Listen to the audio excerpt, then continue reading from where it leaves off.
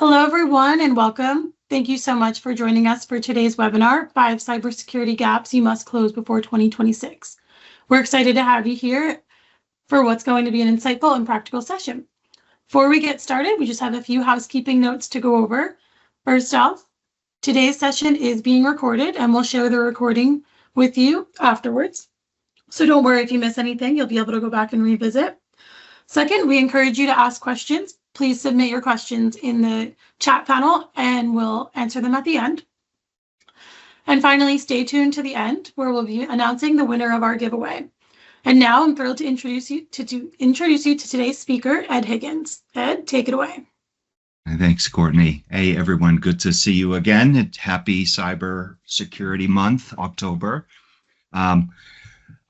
My name is Ed Higgins. It's great to see people. I've been doing lots of these webinars this month and previous months, talking about InfoSec. It's my passion, and it's what we love to do here at Quisitive, or at least part of Quisitive.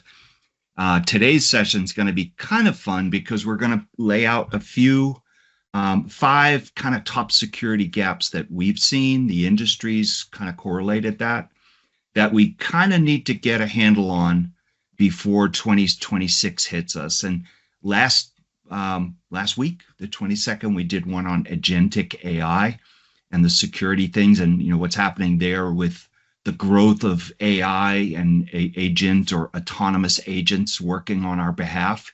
The amount of non-human identities is surpassing the human identities. And having said that, 26 is predicted to be this banner year for the growth of AI. So, just to recap a point on that, when we had that session last week, we talked 2023 was AI is getting cooler. The year 2023 came out, the new LLMs could start to kind of reason and rationale. They were kind of clunky, but people started exploring and saying, maybe we ought to play with this stuff. And lots of CEOs came back from meetings and conferences and dialogues with their colleagues and said, we're going to start using this AI thing. And then 2024 was the use of that, the Copilot, LLMs, kind of getting acquainted with that. And then 2025, this year, was where agents started to kind of come in, and the use of Copilot was almost like a thing of the past, but now we're starting to see agents and bots interacting in our houses. We see it a lot, and I'm sure you guys are seeing that too. And 2026 is where we're going to have non-human agents making decisions for us. We're not going to shove that on you. Your own business is going to drive those work efforts. You might be behind the curve a little bit, a laggard, as people would say, and that's okay. There's some people, some environments are pushing way ahead of that and, taking those risks because their business might see, we need to have greater value with this autonomous agent capability. With that stuff brings a lot of new security trends. So we're going to piggyback a little bit on that, but it isn't all about that. There's some like house clean up on aisle 3 that we need to do just so we can get our 2026 house in order for when it comes. A little bit about Quisitive. We're not just a security shop. We're considered to Microsoft one of their best security partners. We do a ton of implementations for clients, whether it be projects or managed services, but we are a global Microsoft managed security services partner provider. And we're a MISA member. MISA is Microsoft Intelligence Security Association. That gives us the visibility to see new things when they're coming out professionally, and it's personal too, because I take great pride in being part of it. I'm the representative for Quisitive as a 30-person member of Microsoft Security and Compliance PAC, their partner advisory committee. And twice a year, we go out to Redmond and take things that we need to improve that we see from the field to the Microsoft product developers in security. So I'm well plugged in there, and we do it 2 semesters, spring and fall. So some of the stuff you're going to see coming out in Ignite, I can't even talk about some of those because they're like the big reveals and, double NDA kind of stuff. But Microsoft drives and thrives on listening to its partners and its customers. So being a member in that, as a customer to Quisitive gives you the benefit of us having that first insight on what works well, what doesn't work so well. Sometimes that's just as important. So on this session, let's jump right in. We'll make a few call outs along the way to various playbooks. We asked members of the session here today for a few questions and maybe thoughts that they'd like to cover. I'm going to try and do my darndest. We got a lot of good feedback, good input. I'm going to try to cover all of them, but if we can't, we'll come back to them and we'll do them individually. I know who you are. I'm a security guy. It's my job to know where everything comes from. So without further ado, let's jump right in. I was a CISO for 10 years of my career. At Quisitive, I'm the front end to our security. I head that up. I work with our sellers and our technologists to help invent new services, listen to our clients, what they need, create new services, and also match up the services we offer to them.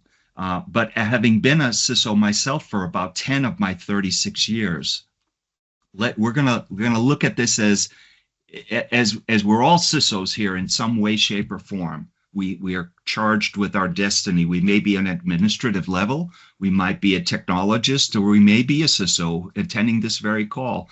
But we're all facing a rapidly changing landscape. It's moving kind of quick, and in the next 18 months, the new, let's say the new reveals, or maybe not so new reveals. Of course, AI agents, non-human identities, SaaS proliferation, the need to get the identities, even those agentic AI components, aligned with our SaaS solution. So lots of integration work and a lot of proliferation around SaaS. And then supply chain.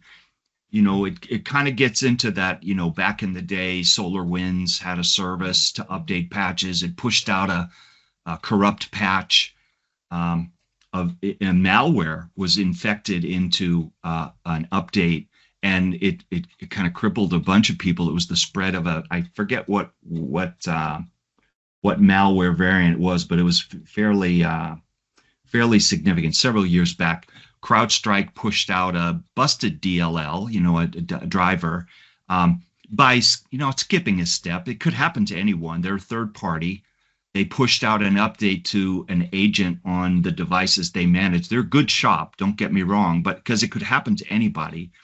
But Microsoft servers and systems went upside down because they failed to reboot, because that DLL was stuck and you had to manually fix it. Lots of us remember going through that. I wrote a thing for folks at 3 a.m. to help pull up my old school roots and go back to the root prompt or the admin console and type these handful of commands to reset your system in safe mode and remove the busted DLL and then reboot, and we're back to normal again.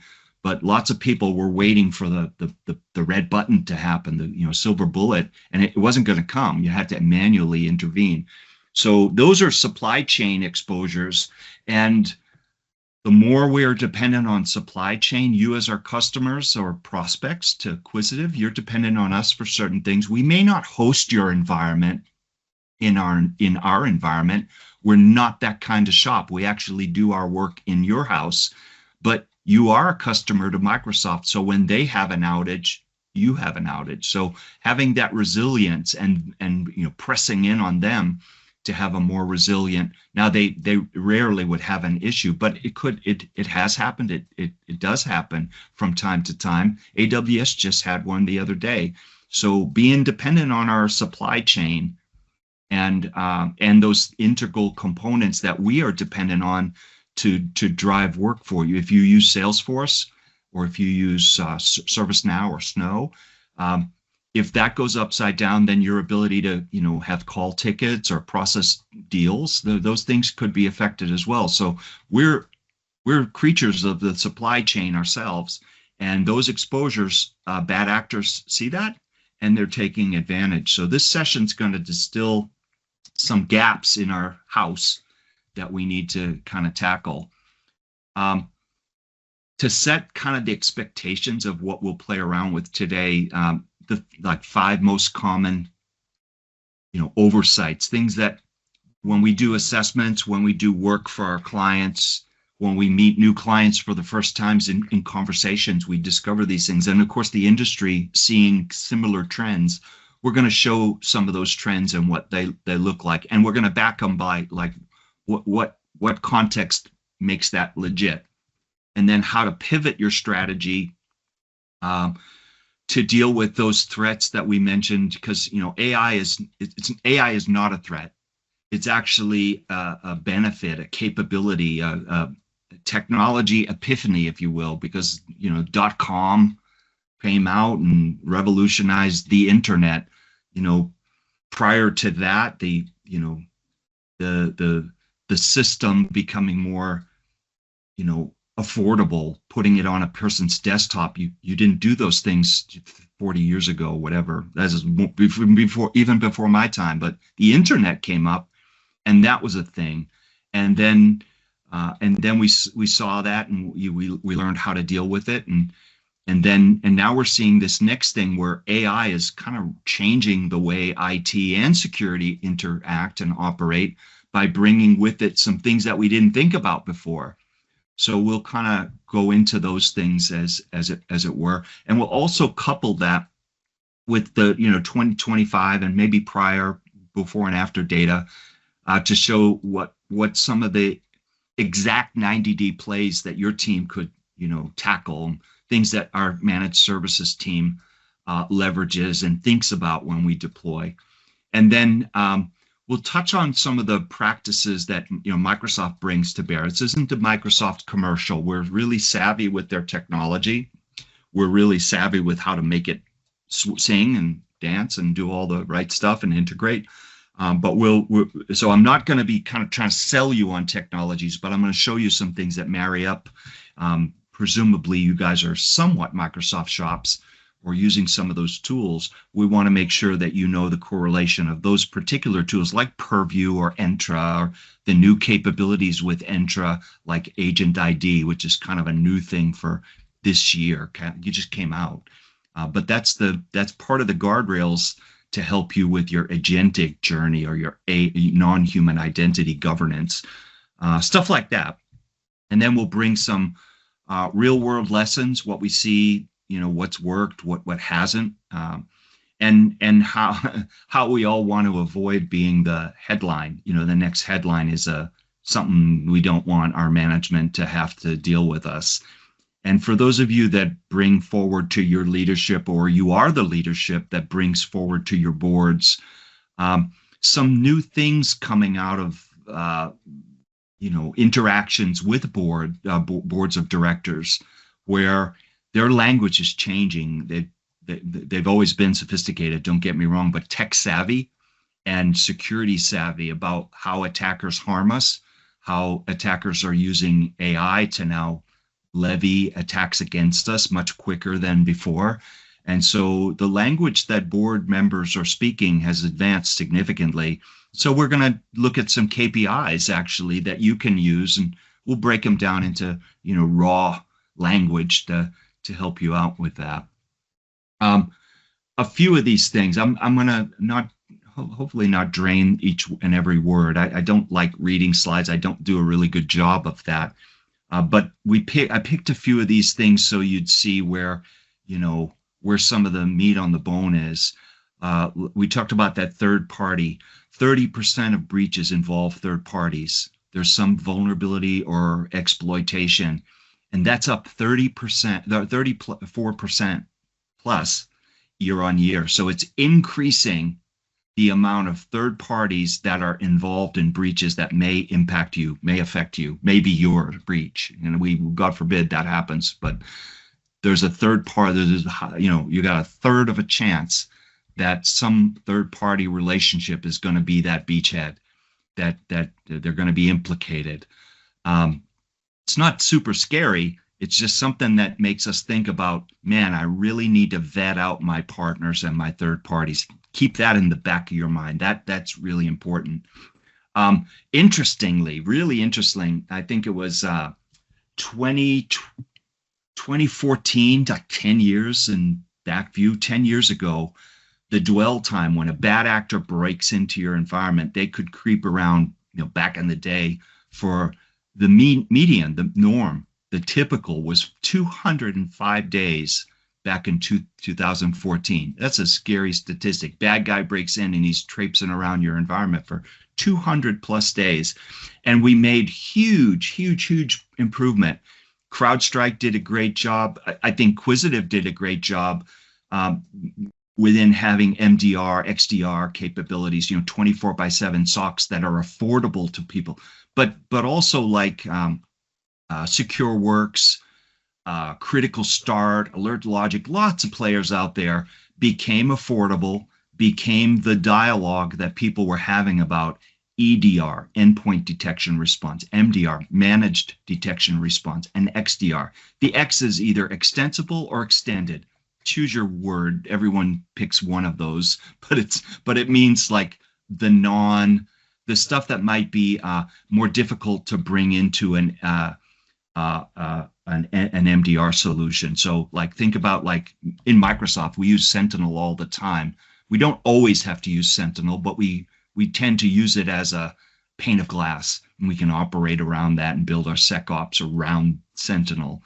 And when you bring your Microsoft signals in, those are purely like MDR. Anything that is a Defender, that's an MDR candidate. But what about your firewalls or your smart routers, something that might need to communicate those logs using a syslog server or a CEF, which is the standard by which basically syslog operates. There's a format, there's a level of alert and severity, and there's a protocol that those messages are structured, and then a receiver of that, like a Sentinel or a CrowdStrike or any of our IP that we use as technologists to consume those alerts, know how to process them. So it's almost like a mini TCP/IP language in and of itself that uses secure communications and OAuth and all that stuff to get the alerts from point A to point B. But we did a really good job, and we removed that huge dwell time down to like less than 10 days in 2024. So going from 205 days to 10 days over literally a 10-year period. A plus, great job. But then in 2025, this year, that jumped up 1%. A whole day. Right now it's 11 days, and the trend looks like it's increasing. And that's the first increase in years. So what's up with that? So, we think we have a handle, but what's happening by our visibility in our SOC and stuff like that is that attackers are evolving faster than the defenders. Of course they are, because they're leveraging AI. You've got to have this ethical control about your use of AI. You've got committees that you have to go through to validate the use cases for AI, and there's a cost to it. Bad guys don't have anything to lose. They'll steal the AI tools. They'll use whatever they can get. They don't care about ethics because they're a bad guy. Remember that. They're the entire opposite of us as defenders. They're attackers. So they can leverage all these tools against us.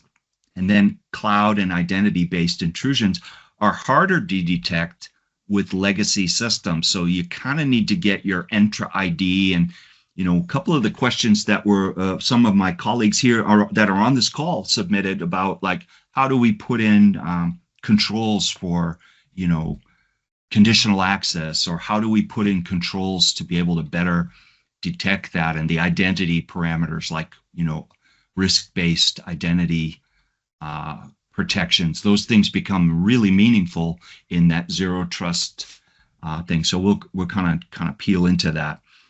Supply chain attack, we kind of drained that one a little bit.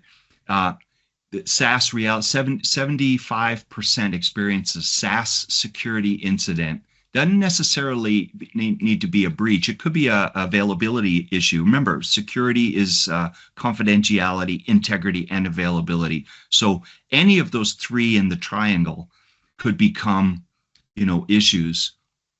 But that trend is an increasing trend as well. And then ransomware, this is kind of not a thing of the past. It's still a way up there surface.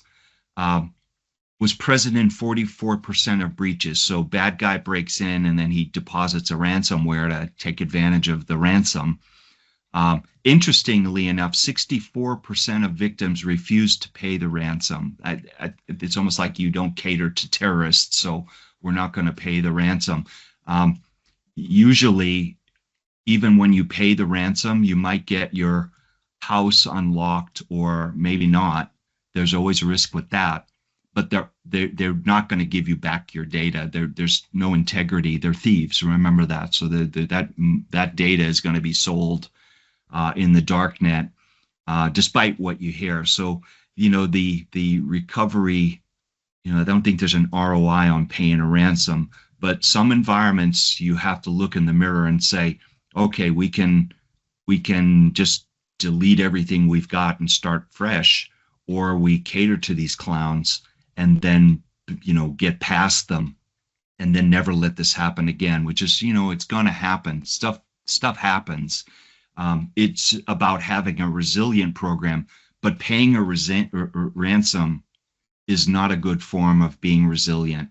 The preemptive controls, the ability to detect, like our SOC, for example, just as a kind of a go-between, our SOC used to be 1 hour time to detect and 1 hour time to resolution. That's by industry for every alert, mind you. And our competition might say, well, oh, no. For high severity alerts, it's 1 hour.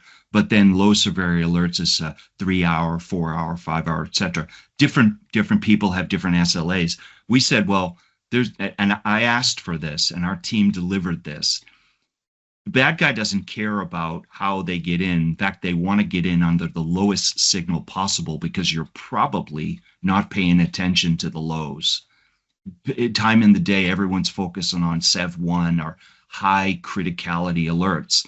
And we're not blowing the lesser ones off, but when you have to pick and choose your battles, you look at the stuff that is, oh, wow, that's a red, that's a high severity. Let me focus there. And it was like Muhammad Ali. He'd do the rope-a-dope. He'd swing this arm around, and meanwhile, his killer left hand would knock you out because you weren't expecting it. That's what the bad guys do with alerts. So they do all their reconnaissance. They do all the things just in those lows. The stuff that most places, they're smart too. The bad guys are smart. They'll find what the industry sees as lows and do all their bad guy stuff down in there on the chance that you're not even seeing it. And then by the time that severity alert comes that gets your attention, it's too late. They already own you. They've already taken over your environment. And, SEV1 alert, you've been ransomed, pay the ransom. That doesn't help any of us, or you in particular. So, and it makes for a difficult job for us when we come in with forensics or incident response or try to lend a hand. It becomes a different type of conversation and it's very difficult. So being able to treat all the alerts the same way. So that was why we made ours 1 year, but that's no longer good enough. Last year, we changed our SLA from, 1 hour rather, not 1 year, 1 hour SLA to 15 minutes.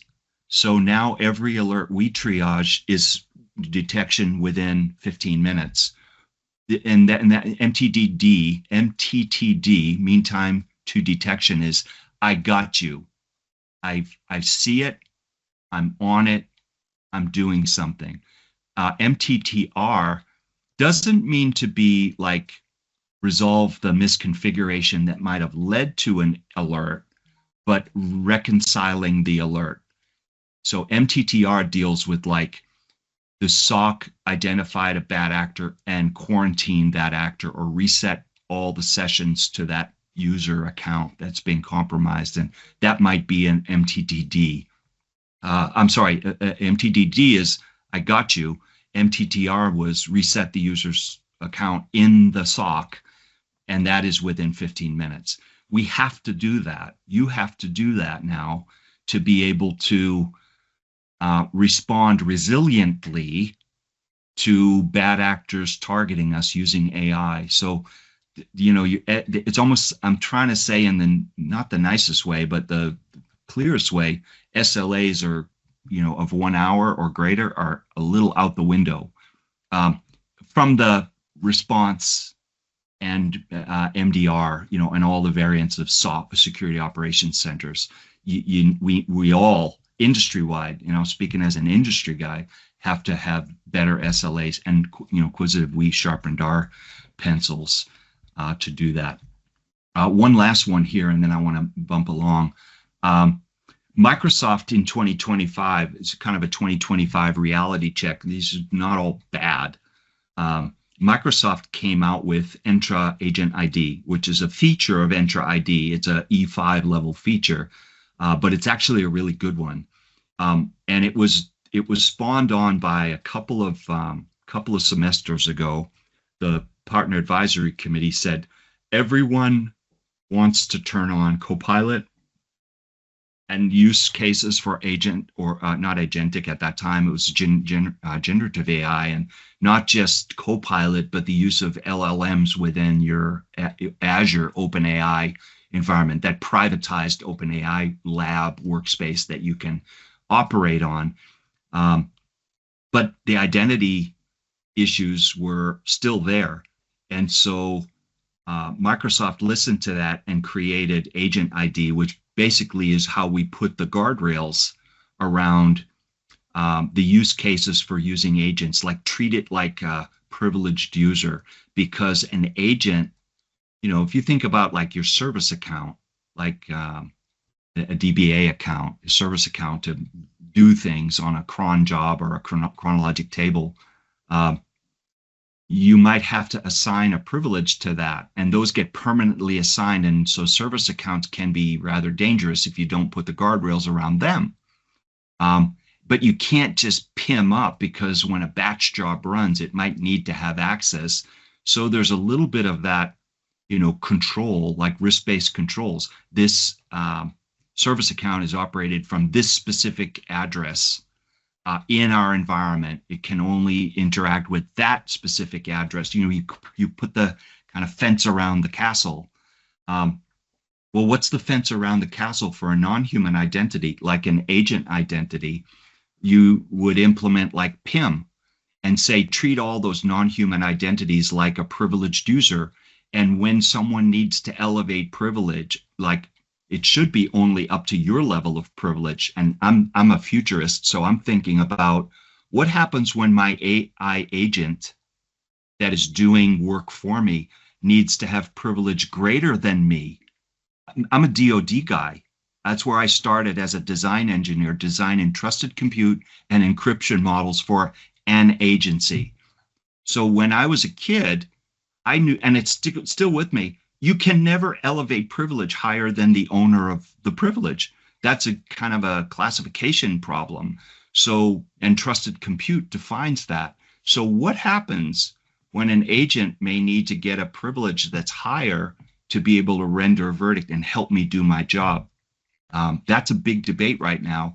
OAuth 2.0 is going to help with that, but Entra Agent ID is where we put the guardrails to provide that governance framework. It doesn't solve the governance issue. That's yours to solve, but it provides the tooling to help enforce those things, like putting the guardrails on, not letting an identity get, a non-human identity get access to information that is beyond its classification, to be able to elevate privilege to where me as the work group owner, think of me as a human, and I may have 10 or 12 agents in my work group doing work with me, for me, like doing tasks for me. And so when something needs to bump up to my level of privilege, or maybe not greater, let's leave that off on the side, like parking lot that. but level up to my level of privilege, I might need to review and approve that so that the detailed logging can take place to hold that agent accountable. And I used an analogy in a keynote that I gave back in June to a healthcare a conference up in Boston. I said, think about a doctor that has an agent, several agents, one of which is to help prescribe medicines to patients in the ER. And by looking at that, the stats of the patient, by looking up, they could, initiate the pharmacy request to get medicine for that patient. Well, what happens when that agent, that bot, kills the patient by prescribing a medicine that is because the LLM didn't contemplate, or the agent didn't contemplate the allergic reaction of the patient to the medicine? That it's a made up scenario, but the only thing that prevents that from happening is ethics and people having moral compasses to not let it do that. But if you let it do that, it very well could. And so that was a wake-up call to the healthcare. Lots of hospitals were writing stuff down then. And it's scary. Doesn't always have to be that scary, but it gets your attention when you use that story to say, imagine the power of an agent. So we need to hold them accountable. And because the other part that was scary to the doctors in the room was when that agent makes the bad verdict and causes harm to some human, a patient, then the doctor's the one accountable. Let's not forget that. That's where the buck stops. That's your, it doesn't matter how many robots you have, you're the accountability to that. So that brings a whole level of dialogue to that. So these are the things in our reality check. Sorry for the length of time. It's kind of important to hear it. And, if we go over a few minutes, so be it. I want to be respectful to your time, and we can move through this pretty quickly. But I do want to spend a lot of time towards the end with the questions that are raised. And I'm kind of deliberately expanding on some of my answers to cater to some of those questions. You know who asked them here. Trend lines behind some of these oversights that we noted. The blast radius, what that means is software and service providers implicated in 30% of the breaches. Like, the common one is newly exposed CVEs on unpatched environments, and then third parties get, infected or affected, and then that takes you with them because they may be providing a service to you that carries into your house. Identity inversion.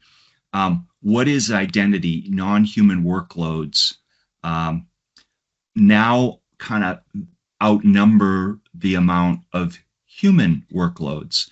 So we kind of need to be able to think about that. And the oversight of those things that are non-human are lagging behind our ability to even just keep up with the human life cycle, user life cycle management, rotations, reviews.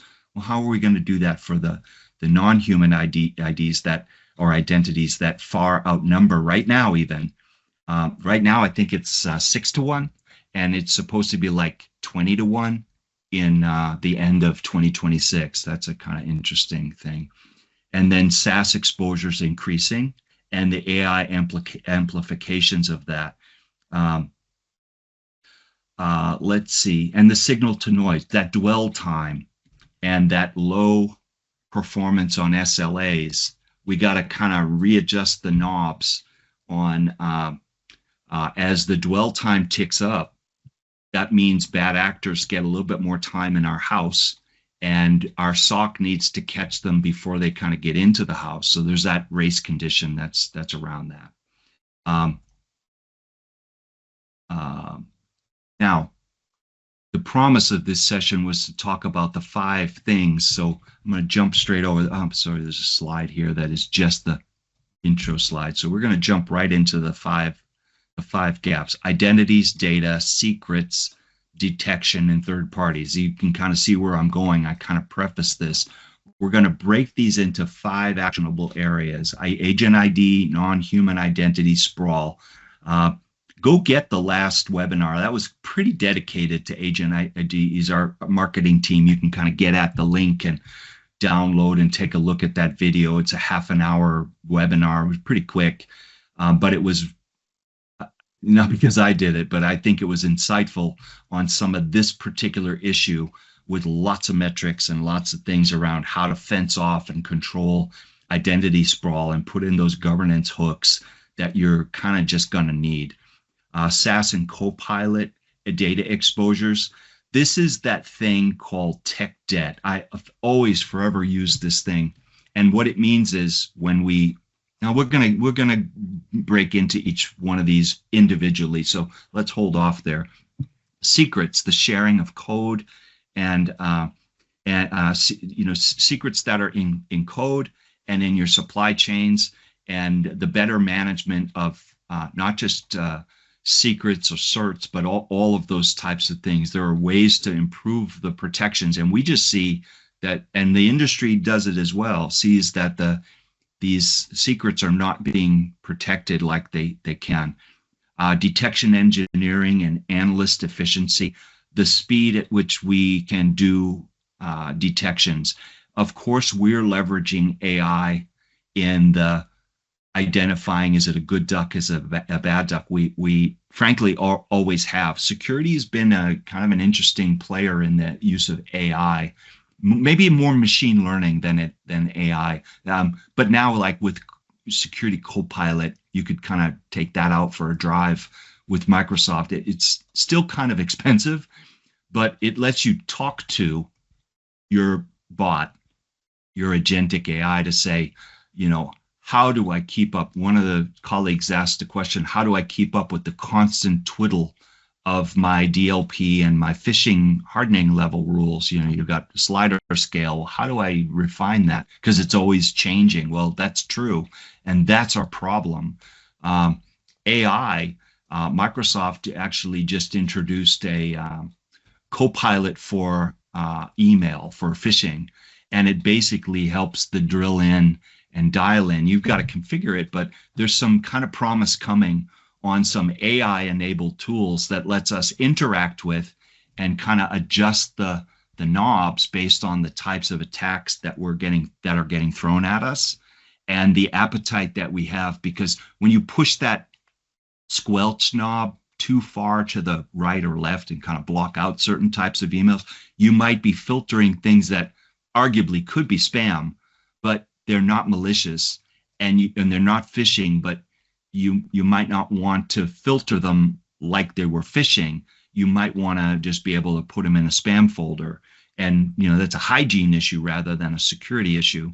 But certain emails that you want to receive, sometimes we'll send a quote to a client and we have to look in the junk folder because the knob is turned up so high that attachment gets seen as a phishing. And that upsets our users. I mean, we're all IT and delivery of these services to our end user customers, but we have to kind of refine it, because when everything they've got goes into the junk bucket, then they get upset and they vocalize that to us all, and we end up kind of making those moves. So, leveraging some of the AI and capabilities to do some of those detections, but not just on the phishing, is it a bad duck or a good duck, but also is the interaction that's coming our way, is that bad, and how do we respond to that? That's a resilient, it's no longer are we an effective SOC, it's are we a resilient SOC? Do we have the ability to deal with stuff we haven't seen yet? And the answer must be yes. And then the third party and the attack surface management that goes along with that. So let's kind of jump in and kind of speak to this. This is almost like a silent ID crisis. The service principals, agent tokens, they're now the leading vector for actors' lateral movement in cloud environments. So you think about machine identities outnumber humans in cloud environments. Someone would say 40,000 to 1. That's actually a Verizon stat. They do a really great job of their annual security review. some of the metrics, they might be inclusive of very large environments, and every adopter, even the most aggressive adopters of AI, would be in this, like, say Dell or NVIDIA are pretty heavy adopters in their user communities of AI, and so forth and so on. Where if we're a smaller shop here on this call, we might not think like they do, but there's lots of the use cases of agentic, and then 60% lack a rotation or an MFA policy or PIM policy to deal with that machine identity, that non-human identity. So that gets into the Entra ID opportunity. So what does good look like? That's the kind of green in the middle. You want a unified inventory of your human and non-human identities. Get that. What your service accounts are, not just because of the naming convention of, SA account that we used to, the account named SA. Oh, that's our service account. What does it do? Well, it does everything. But not just naming convention, but keep an inventory. Microsoft, us, a spreadsheet. I mean, at the end of the day, being able to have a place where your identities are characterized, documented, who owns that identity is just as important, because sometime you may need to go to them and say, is this thing even needed anymore? Because that's part of the life cycle. And then the use of agent identity, and that helps implement those rules like conditional access. And I say conditional access, there's two more words that differentiate, like zero trust conditional access. Conditional access might mean if I'm coming from a domain that is someone I know and like, then let them come in with less of an MFA ping than, that's a terrible conditional access rule. But what about the risk-based conditional? That's what I'm talking about. Risk-based is, I've never seen Ed log in from this device ever, so I'm going to ping him. And it's based on the heuristics, the behaviors, that is much more significant than a static conditional access rule. So think about those things when you've got, not just for non-human identities and agent sprawl. Risk-based conditional access rules are really good for human interactions as well. And in fact, it can help you improve your user experience, because if you're not hammering a user with PIM, not PIM, but MFA pings for every authentication they've got, because they're on a controlled device, the device is secure, it's already met the credential, you've got SSPR in place, yada, yada, yada, and you start to bring in the metrics that are formed by identity, data, device, app, access, and those things. That is where you start to minimize the amount of burden on your end users while still maintaining true to the zero trust principles and good security. So think risk-based conditional access, not RBAC, not role-based access control, but risk-based conditional access. And that's where we get just-in-time access for these service players, the principals that are interacting with our data and our applications and so forth. A 90-day plan, we've got a few things, and this is going to be a commercial. This is kind of like what would we do? So it would be showing clients like setting up an identity governance quick start. It's a thing we do. It helps kind of define the rules of engagement, who's around the identity, how are you set for human and non-human identities, what is agentic, what are your use cases, how do we build a unified catalog around that, how do we put up the guardrails to discover, classify, govern non-human entities, and then of course enable Entra ID. It's relatively straightforward. It's in preview mode right now, but most environments should have access to it. And it's noteworthy. It's something to look at. And definitely, if you're going to be leveraging identities and getting into agent IDs, most people are, consider getting Entra ID as part of your SKUs with the Microsoft footing, so we can kind of get up on that. So that's gap number one, is the sprawl around non-human identities. and some controls. So this pattern is what we're going to do for the rest of them as well. So in SaaS data exposure, doesn't have to be SaaS data. You can overexpose your on-prem data, your big NetApp filer or your Hitachi SAN or however old you want to go into old school. I can meet you there probably because I've been around that block myself. But you can expose any data and being able to curtail that. So 75%, this is now where SaaS comes into play.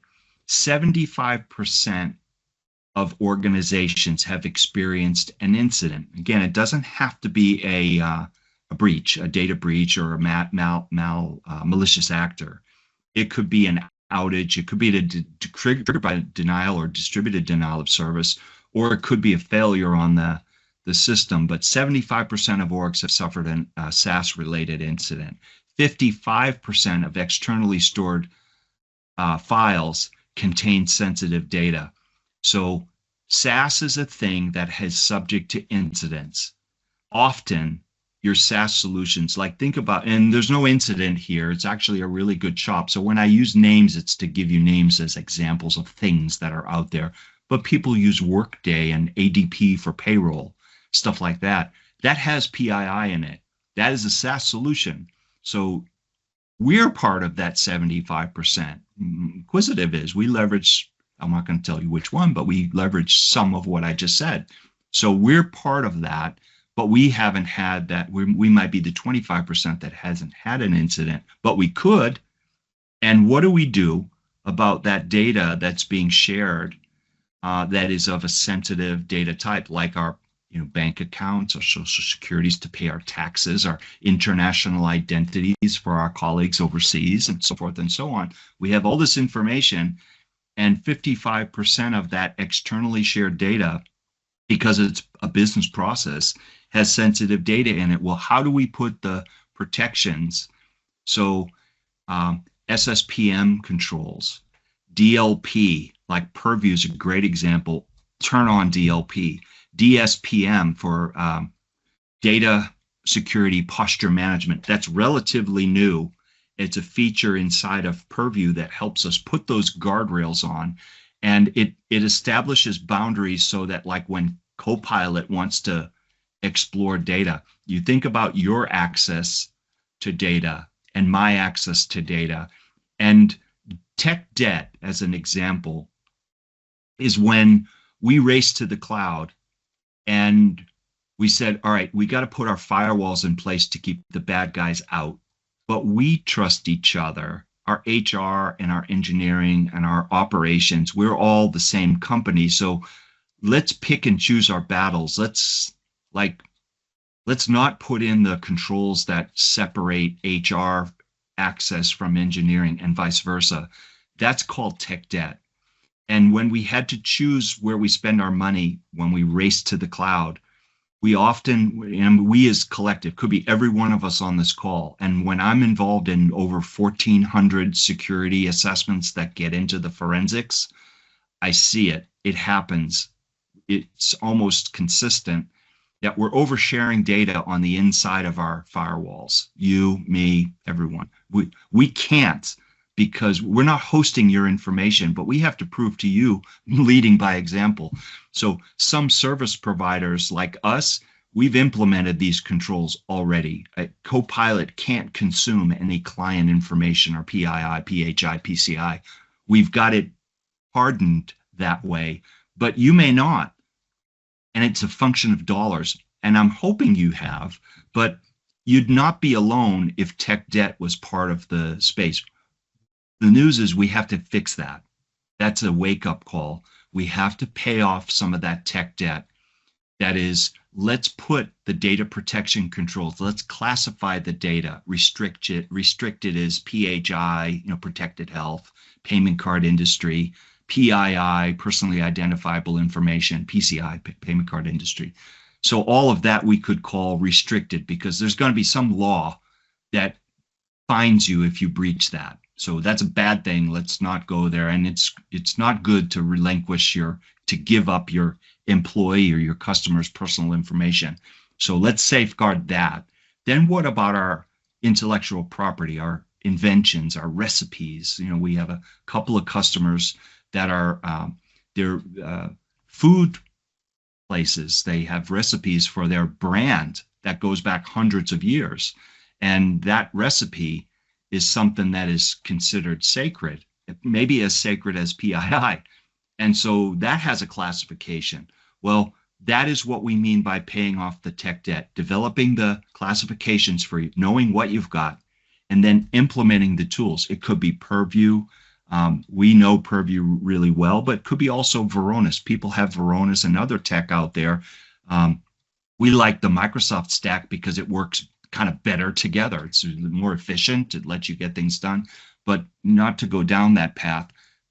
Configure your data protection tooling to be cognizant of your data classifications and put those restrictions to not let Ed copy a spreadsheet with social security numbers to my OneDrive, or my could be OneDrive, or worse, my Dropbox or my Google account.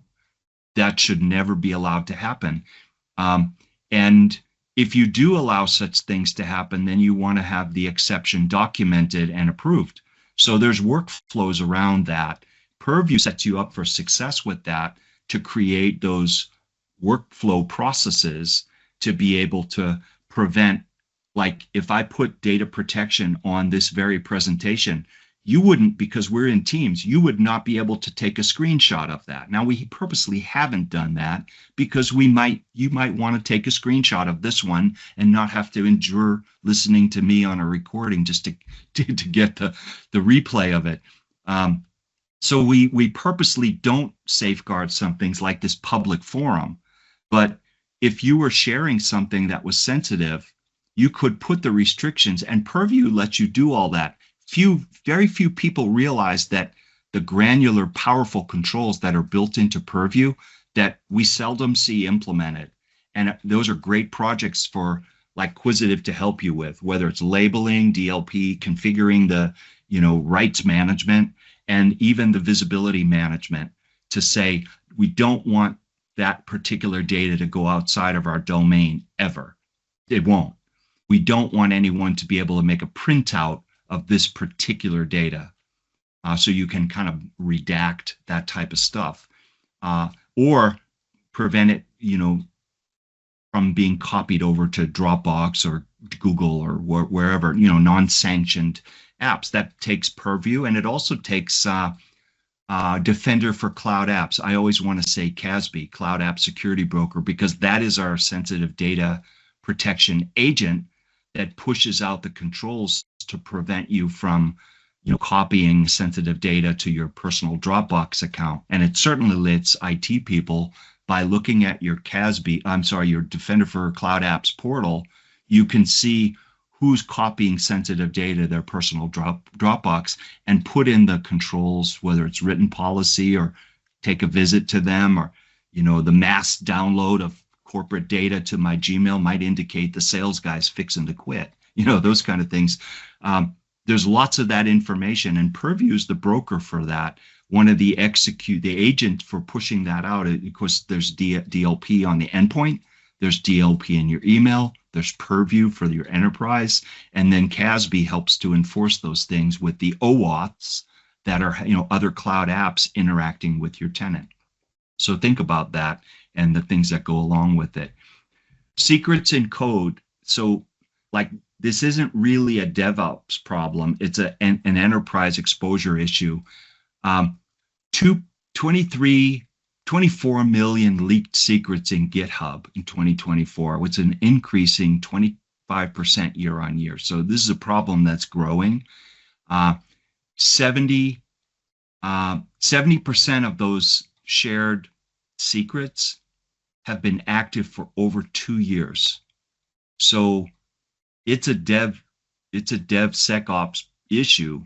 They didn't cause it, but we're not enforcing it about our sharing and storing of secrets and code in those repositories. And I've seen it. I've seen clients that have said someone came in and stole our data. Well, they didn't steal it. They just took it. You gave it to them. You kind of left it out there. Now, the act of was thievery, of course, but you didn't harm them. You didn't get in their way. So what does good look like?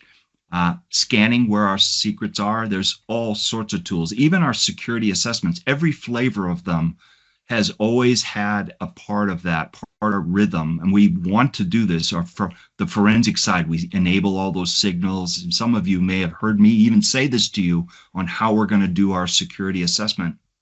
But sometimes we light up all the signals and we put a forensic set of eyes on all the things that are going on. Well, one of those things are in the Azure footprint is on the key stores, the shared secrets, and bringing back to you screens of those evidence that you can look up yourself within the Azure portals and Microsoft 365 portals to be able to give you that bill of materials and bring together all those signed, signature-based application docs, verification articles, artifacts, and so on. So doing a DevSecOps BOM engagement, organizational scanning like rotation, RTO of artifact signing, and RUSTGO, for those that are familiar with it, for the CISA guidelines, there's a ton of best practice and guidelines, and it keeps the attackers from harvesting these, keys faster than we're actually rotating them. So speed up the rotation and then harden the environments and lean in on the CISA guidance. And if you even Google it or Bing it, whatever the right way to say it is, you can find great guidance over to CISA on some of the RUSTGO pilot interventions that you can leverage there. Detection, helping our analysts get faster, and the top initial access exploits, 33%. Stolen credentials is 16%. 95 to 98%, arguably, I think it's actually 98% of all that takes place with the phishing attack of some way, shape, or form. It's less benefit. Sometimes people will reuse credentials like username and password that they've used for other accounts, and bad actors take a compromised, dark net spreadsheet of stolen credentials and replay them against your domain, and maybe they get lucky. Could be spray attacks, or it could be like a dictionary lookup, or John the Ripper could automate all these use cases of as an attack tool of all these use cases to take these credentials and spray them and try to figure out a way to just get lucky. Most of the time, though, and while that happens, it sometimes is successful because there's always one bad apple in our bag that will use the same password for their Google account that they use for their corporate CFO account. No offense to CFOs, but sometimes that happens. MFA takes the rug out from under the bad actor when you deploy it. So why not? Why wouldn't everyone just have full-blown MFA across the board? Most people are getting there, but you'd be surprised that not everyone is there. And we kind of need to catch them up. That takes away the username and password theft, because the multi-factor becomes that thing that the bad actor can't steal. It's your authenticator app, and the more closer you get to passwordless, the better off you are. And pass phrases and so forth like that help out. So think about Microsoft's authentication best practices. We leverage them directly, and there's some really good ones. But moving everyone to a passwordless helps the user experience, makes it super easy to just log in. You don't have to rotate passwords. If there's an indication of compromise ever, then it will automatically rotate the password. You have to go through the SSPR, self-service password reset, to re-authenticate. Put that one-time password in your Keeper or your 1Password or your tool or whatever you use, and then always use your MFA authentication to just bypass the need for ever entering the password again. That is what good looks like. And then from a from the identity standpoint. And then analysts are burning out because the mean time to detect of low-level alerts is exceeding the ability to be successful across the industry. I talked about 15 minutes for every alert. AI is helping us with that. It doesn't render the verdict. Humans do in our environment. Some shops use AI for everything. We can't. We don't. We put a human to make a verdict in the SOC on if it's a good duck or a bad duck. But AI is helping us, and we leverage the heck out of that.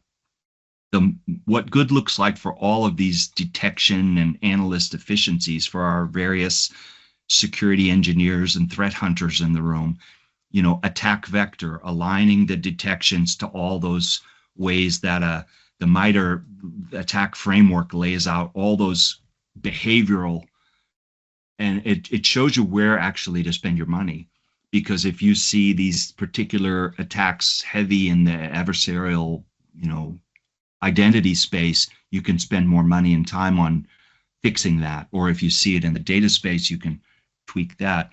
So leveraging the MITRE attack framework, it's got a cost to it, and the more complicated the query, but Security Copilot, or what used to be Copilot for Security, lets you interact and say things like, show me where my top 3 security vectors are coming from. Where will I be compromised next? Like something dumb like what I just said. And Copilot will look at everything you've got, your posture, the industry, bad actors targeting you, and come back and say, wow, what a great question, Ed. Here's where you should fortify your fences in the next 30, 60, 90 days. Here's what's coming your way. And shall I create a report for you and a budget? And it helps you. It's got a cost, because the more complicated you give it those types of, prompts, the more CPU time it uses, and it's driven by CPU usage. So it can get costly, but it's got a lot of promise, and it's leading the way. That's why it's expensive, is it's not yet, commoditized, but it will be. And we're using it in our environment to help us write reports, communicate to non-technical stakeholders in a manner that is exact and they can understand, and it's not dumbing it down. It's just using language that is of a business type. And then the 90-day plan. Let's get some engineering sprinting, kind of help develop the playbooks around this to help improve your hunting, programmatic hunting capabilities. And then, of course, Security Copilot is a thing we can do pilots and integrations with that. Wow, we churned. Let me get the last one and move it a little quicker. Third party, I don't want to minimize it, but we talked a lot about it. Breaches in third party are up 100% year over year. It's the fastest growing trend. Vulnerability exploitations is up 34%. What does good look like? A good, solid third party, or TPRM, third party risk management service solution, OAuth governance, vendor attestations. That is third party risk management, holding a vendor accountable, and not just doing it once before we do business together, but doing it regularly, and then doing that patching at the edge in light speed versus waiting for the world to turn.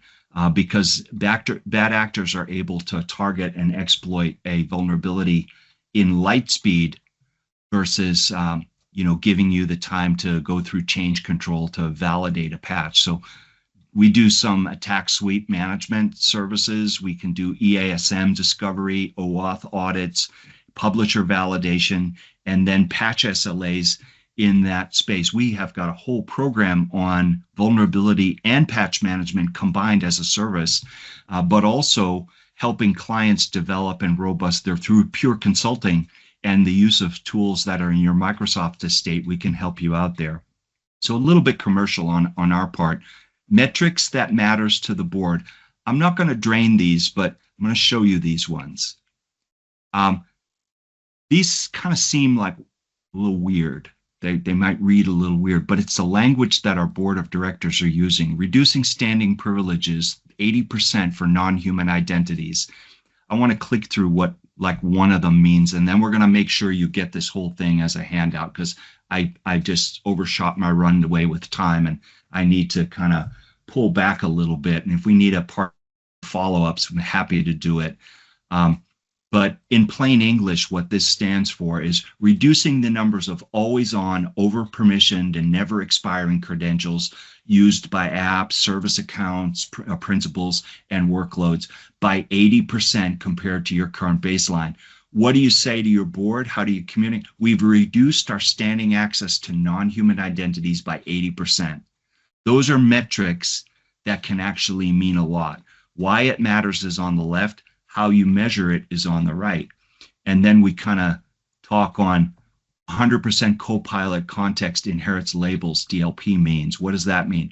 All the data, 100% of the data that Microsoft Copilot can access, whether from Microsoft 365 Teams, SharePoint, OneDrive, on-site storage, whatever, should automatically inherit your environment's sensitivity labels and DLP policies. You want to be able to say that to your leadership team and explain to him that we've reached 100% on DLP and sensitivity label with our Copilot. It means that every AI response now respects our information protection policies with no exceptions. Wouldn't we all love to be able to say that to our leadership? MTDR, less than 24 hours. What does that mean for secrets? It's not good enough. What this is talking about, like, secret API storage. It's a little bit more graceful than MDR, managed detection and response, SLAs. That's quite a bit different, and rightly so. Being able to rotate your keys in less than 24 hours is really what that means. And then internal detection dwell time, we want to reduce that. The industry is 7 to say, we want to reduce internal dwell time of an actor in our environment to less than 5 days, because the industry is seeing 5, and while 5 is unacceptable, having less than 5 when we discover it and be able to resolve that kind of helps to kind of make through the process. It isn't as negative sounding as it is, but why it's important and how do you measure it in formulatic. And then patches, getting everything patched in less than 7 days. What does that mean? Exactly what it sounds like. Let me talk about this for just a moment. Because AI is not coming, it's already here, there's an awful lot that we can do in a really fun-filled, packed engagement, and we call it our AI security, AI Quick Start. It's a secure AI journey starter. And we start off with a zero trust workshop. We basically map your estate to zero trust and work with you kind of collaboratively, not just us, get out of our way, let us do it, but working with you on what have you got? How does it align? How does it meet the requirements of zero trust? The Microsoft data scan around Purview that we talked about, looking at the estate for sensitive, unprotected, sensitive data. And then Security Copilot, a kind of guided tour around how that works, not selling you on it, showing you it and how it can help you, and then building up a defensible roadmap. So we do that. It's about a 3-week engagement, and it does a ton of good for clients that are in that embarkation, just getting ready to take the journey on AI or use of agents or any of the above. It's always a really good place to start. We've been kind of pushing that heavily because, one, we're seeing good results from it, and it's helping clients go into AI much more securely and safely and successfully. No better project than a successful one. Where we turn our strategy to execution is our Spyglass team, my team, the guys I work with all day long, security practitioners. We execute all this stuff that I just talked about. We can implement the tools with you, for you, alongside you. We're an extension of your team. That's a way to help get the ball rolling and implementing things. Spyglass can help you. It's kind of a month-over-month cadence improvement to go tackle work, and we do it together. We just don't step out of it's not like step out of our way, we're going to do it and you're going to love how it feels. We're collaborative. We advise and consult, but we also bear the load and do the grunt work. And and hold our end of the bargain by deploying solutions. Starting with an assessment, whether it be a security assessment or cloud adoption or or an AI journey assessment, we've got lots of assessments that can help.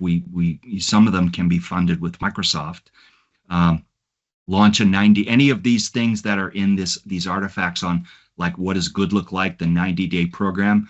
We've done these many times. So let's pick a topic, grind in on it, and we can kind of make a 90-day sprint and go solve some or all of the things that have been laid out here, or things that we haven't talked about. We're pretty savvy on that. And then to help you with your modernization of Zero Trust and AI readiness by leveraging our AI quick start, like I mentioned. I'm going to jump straight to giving it over to Courtney now to finish us out. And I'll follow up with each of you on the questions that you've asked. And we'll figure out a way to share those questions in a kind of a neutral format so that you all can benefit from the questions that were asked here. I'll do that in the next couple of days or so. Courtney, can you finish us out? Yeah, thank you, Ed, for a great presentation, and thank you to everyone who joined us today.